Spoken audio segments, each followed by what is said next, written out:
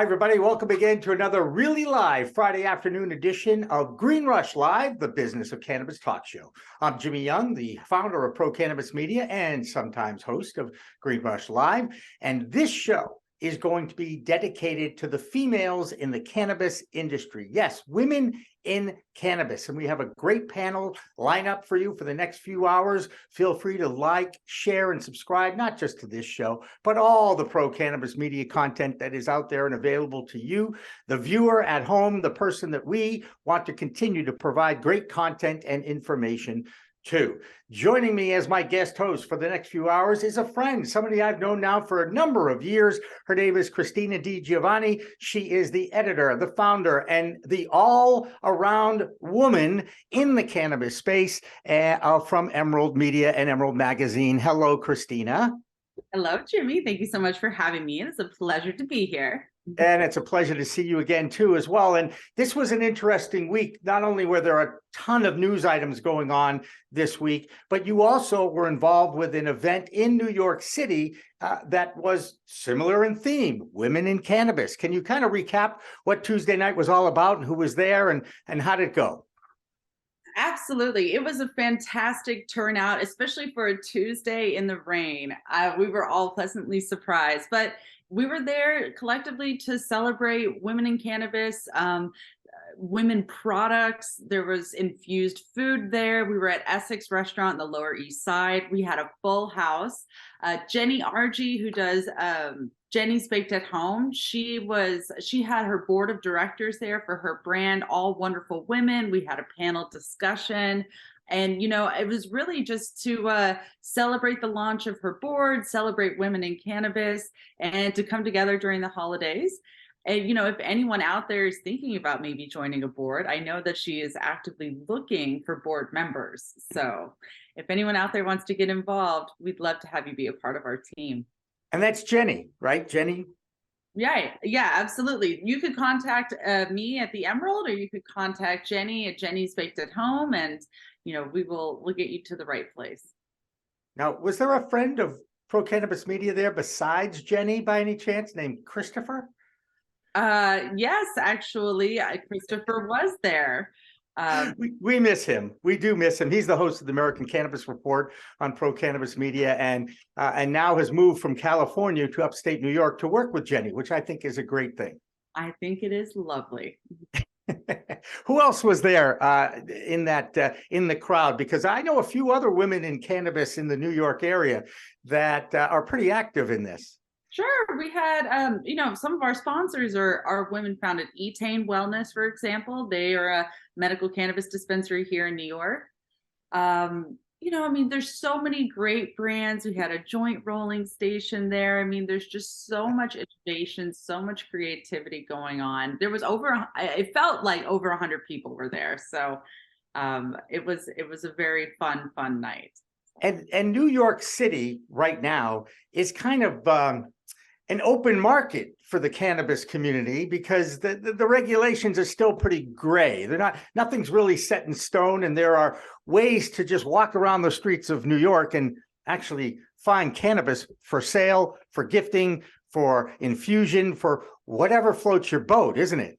There are a few illegal dispensaries, a noticeable amount here in New York, and I'm based in Brooklyn, but you could see them in Queens or Manhattan. And, for the most part, they should have been sent to cease and desist, I think. And now that New York has granted the first 36 retail licenses, maybe there might be more enforcement. I don't know.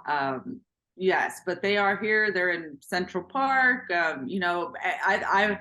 I don't want to say everyone's smoking cannabis, but it sure smells like cannabis is in the air this year. So even Mayor Adams says, the only thing I smell is weed. So, I do like his attitude and how he's really kind of accepted the community and given support to the community by not really enforcing the laws or the rules or waiting for the right time. And I do know at one point they actually had to tow food trucks out of Times Square, and they find all those food trucks that were actually infusing their food with cannabis.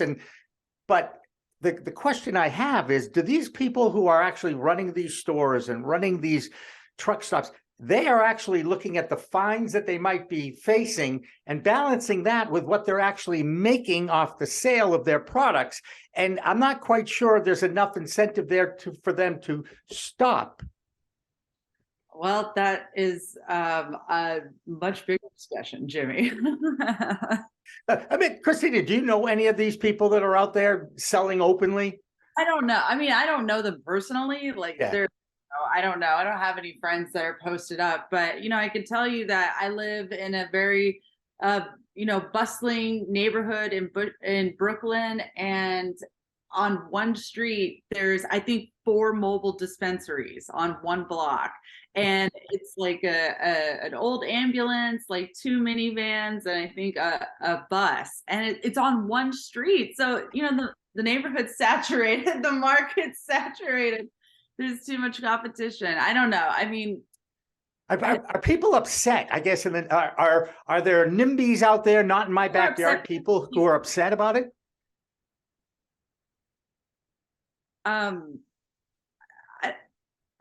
Sorry, the connection's kind of breaking out a little bit. Oh, sorry. Well, you did break out, which is cool. Is there any pushback from neighborhood groups, from different neighbors who maybe are not the most welcoming to the cannabis scene? And we call them NIMBYs, not in my backyard. I don't mingle with people that have complained necessarily. It's hard because you want to honor the legacy market, but then some people are saying that these pop-up dispensaries are not legacy. So it's really hard to kind of navigate that. I want everyone who was involved in cannabis to continue to succeed in cannabis, post legalization. I've been in it with the media company for, it's going to be 11 years come January. And, so I've seen the evolution of this industry from California, from Humboldt County, from the Emerald Triangle, all the way out to New York. I lived in New York for going on 4 years now. So yeah, I mean, it's a tricky one. The thing is, though, if you operate, in a legal dispensary, the unfortunate fact is that you're not filing your taxes appropriately. Like, you're not you're not setting yourself up for the long run, for retirement, for the day that you can kick your feet up. But if you take the time to go out and get legalized and get permitted, then you could put money on the books, and you could, file your taxes, and then you can have Social Security if that's going to exist down the road. But I mean, it's setting yourself up for success down the road. And so I don't know. I mean, it's hard. It's hard. The economy's hard, inflation. I mean, and everyone loves to have money in their pocket at the end of the day. I heard, a rumor that maybe they make like $5,000 a day if they're lucky. But, I mean, if you have a real dispensary, if you're able to go through that process, and you'd be making more than $5,000 a day. So it's good to go the right road, is what I'm basically rambling on about. And I'm saying the same thing. I get it. And especially if you're spending the time hiring the attorneys, filling out the forms, putting up your own money or investor money into getting licensing. This has happened, I'm pretty sure, at every municipality in every state that votes it in. And then there's always that gray time that between the regulations starting, the actual dispensaries, licensed dispensaries opening up officially, versus the legacy market, this gray area that is part of this industry when you start, because they just figure, hey, whatever fines I get, because we know law enforcement doesn't want to bust these people because the district attorney's office don't want to prosecute them. So it's really a wild, wild west situation out there, isn't it, in this interim period? It does seem a little wild, wild west. I'll say that. I used to use that term when I was living up in Humboldt County, because that felt like the wild, wild west. But that really was the wild, wild west. Okay. I mean, you were in the West and it was wild, and you have a lot of experience there. Can you enlighten some of the audience, perhaps, that don't know you that well, about what your background is, what you were up to in Humboldt County when that, and how you ended up back into New York? Because I think you did start your life in New Jersey. Am I right? No, I started my life in Southern California. Oh, And sorry. yeah, no, in San Diego. And then I moved to Austin, Texas when I was young. Okay. And then I got busted smoking weed when I was a kid. And well, I say kid, like 14. And then I went to boarding school after that in New Jersey. I knew there So was a New Jersey connection there. I knew that. yeah, Okay. went to boarding school in New Jersey and then went to college at Humboldt State University and consumed a lot of cannabis and got really immersed in the culture up there. I started trimming, as a lot of people have, and would go up to the mountain and would make, lots of money and trim, and everything was good. And eventually, grew my own cannabis. But somewhere in the middle, my boyfriend at the time and I, he got caught on an Amtrak train with bulk currency. And so they called law enforcement in Humboldt County and they said, go to this person's house. And he did. And I was living there. And so I got raided. The Humboldt County Drug Task Force raided our home. They found currency in the attic. They did find cannabis, but under California's 215 laws, which is like the medical laws out there, the amount we had was permissible. So I went to jail for possession of marijuana and a few other things. And, when I got bailed out, I bought the domain, theemeraldmagazine.com. And originally I launched it as just a traditional lifestyles publication, and I covered Humboldt County and the Emerald Triangle. And then a little bit in, I flipped it over to a cannabis lifestyle media company and did that. Was monthly for 6-7 years. Moved out to New York in 2019 to raise capital for the media group. When the pandemic hit, went quarterly. So we still do print. We're more so digital though. We do articles frequently. We do a newsletter 3 times a week. We do podcasts and videos. We're very, very active on social media. And, we're all about just promoting the industry, doing product reviews, the cannabis lifestyle, because I remember back in the day, like when I was arrested, my mugshot was everywhere. I was posterized, I was, burnt. It was a very bad, traumatic situation. Like many people that are in the cannabis industry can relate to that, can relate to having their homes raided, can relate to getting arrested for cannabis.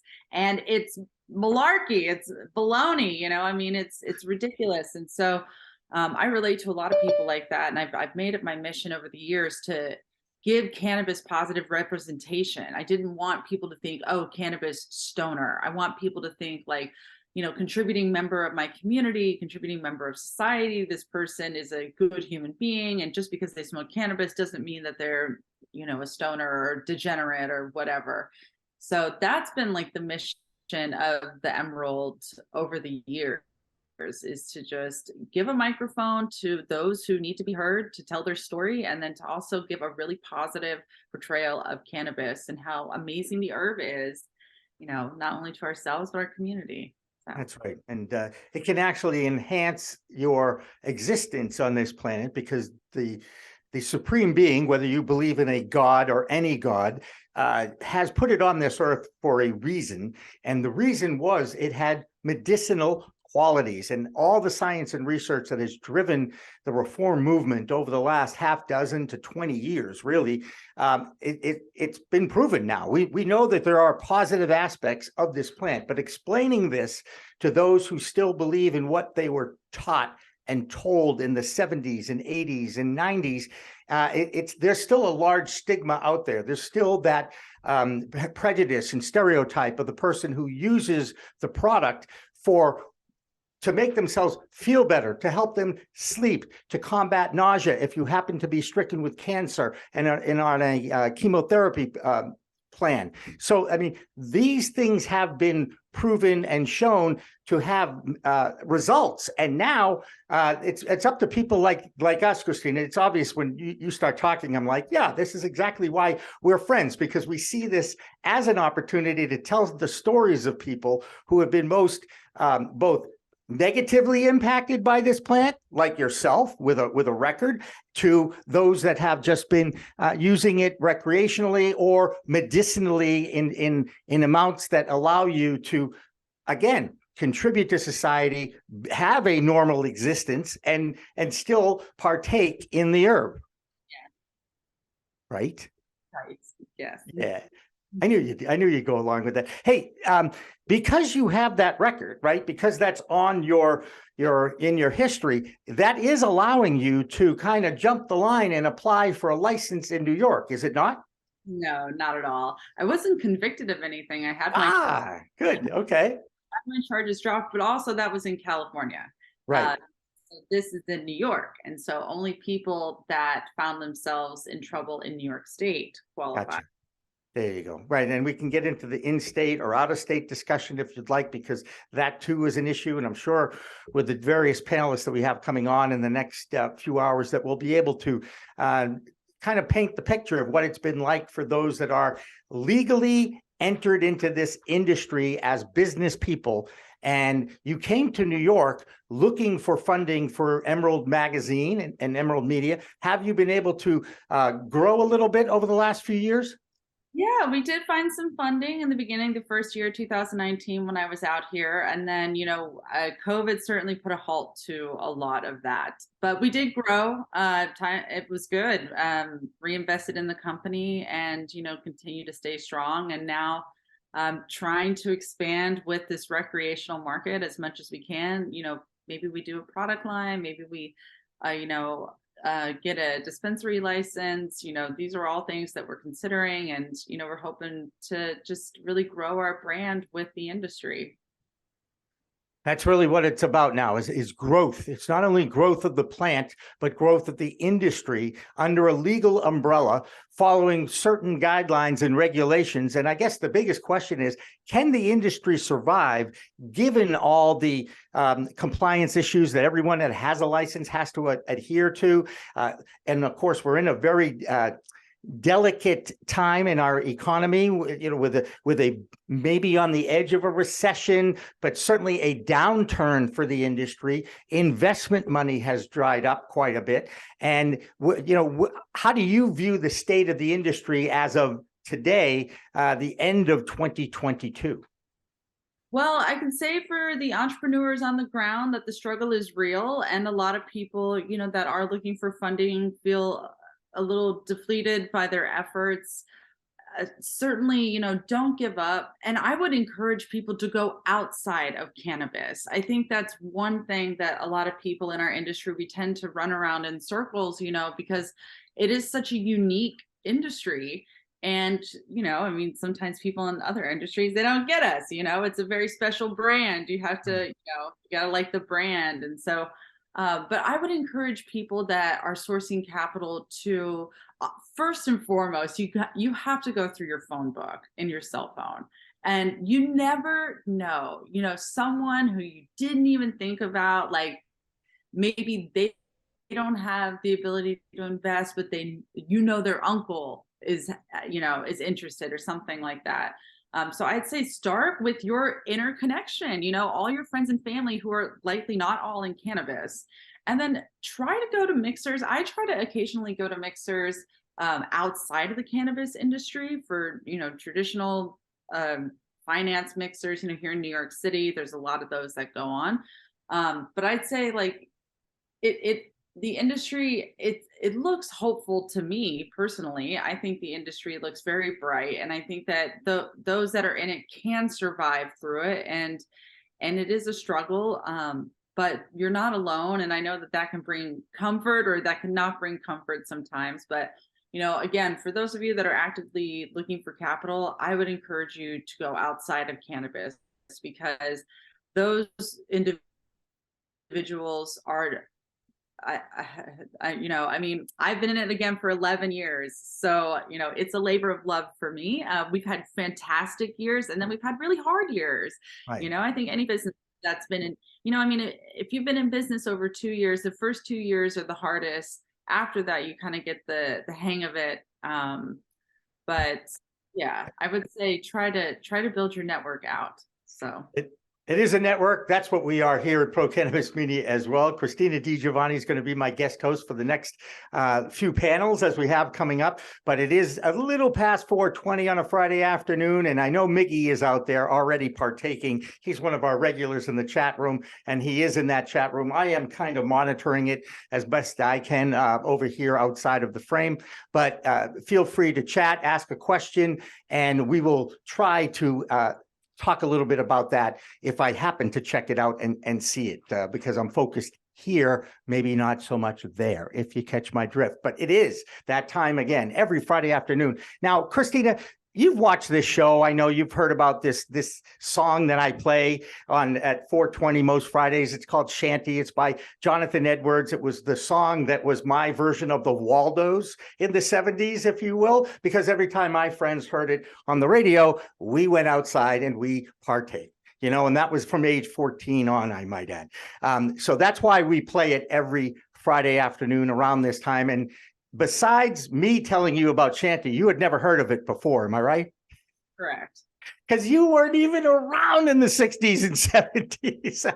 I get that too. All right, we're going to take a break and we'll have more of this show, Green Rush Live, on a Friday afternoon. After this, with Jonathan Edwards and Shanty. Don't go away.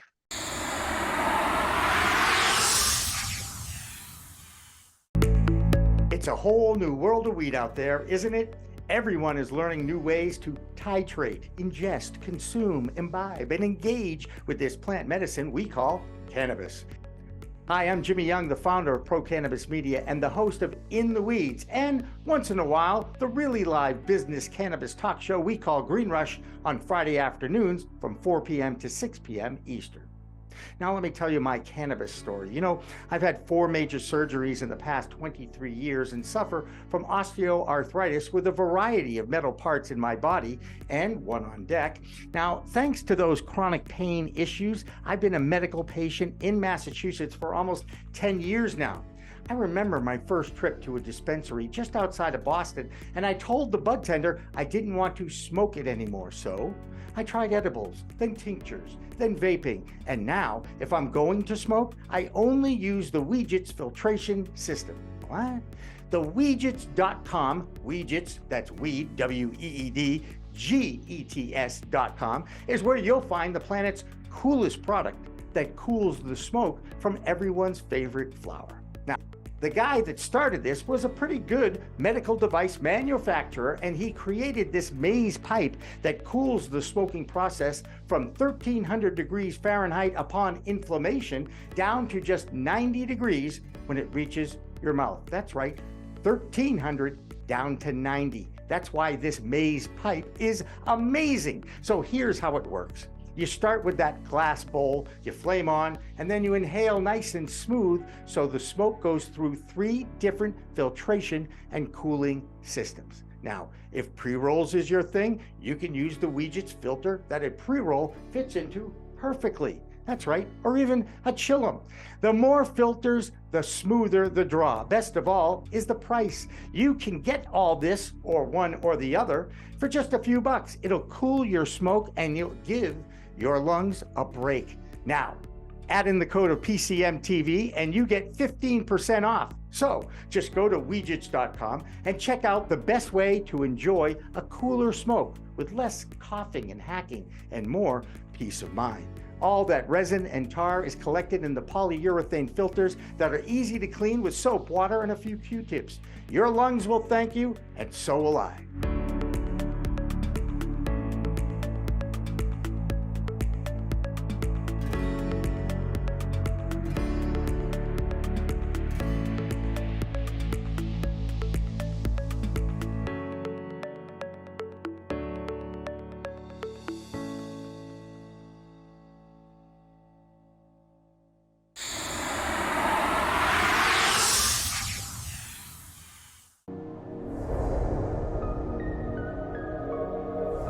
Which at first I thought, oh, I don't know if I'm an activist, but I have, held a bullhorn on the State House steps.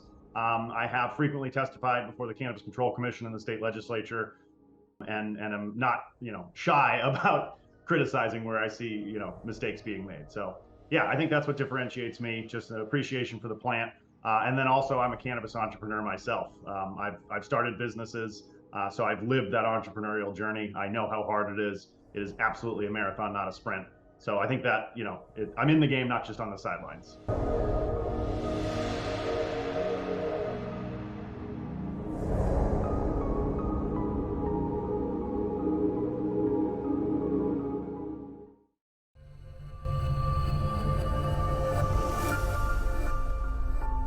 As a broker, we have access to many, many cannabis carriers. So I will go in with 2 or 3 quotes for people.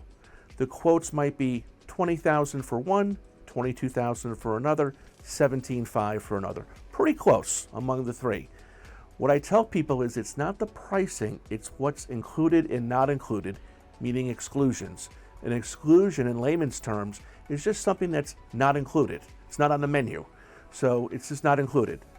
But if you don't know that, if no one shows you that on page 71 of a 150-page policy, you're not going to know. No one knows. I never met one person that says they read an insurance policy. If you do, I got some property in Florida for you.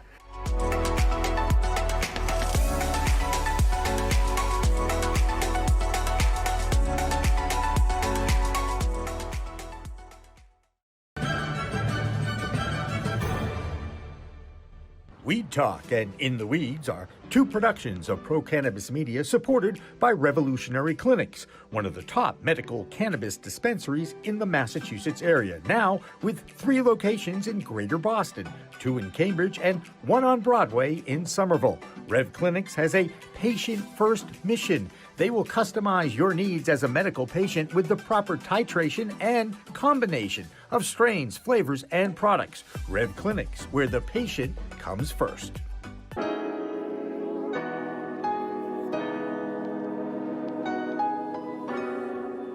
So the reality of the matter is, big banks and small banks are going to be different in a lot of ways. And they're both going to have their advantages and disadvantages. For a business like cannabis, you really have to have an integral knowledge of that business and a real granular knowledge of that business and the players involved in it. And that's why if you look at the banks that are successful to play in this space in Massachusetts, they are smaller banks that are very heavy, intensified personal touch, human communication, where you don't get a lot of that with the bigger banks.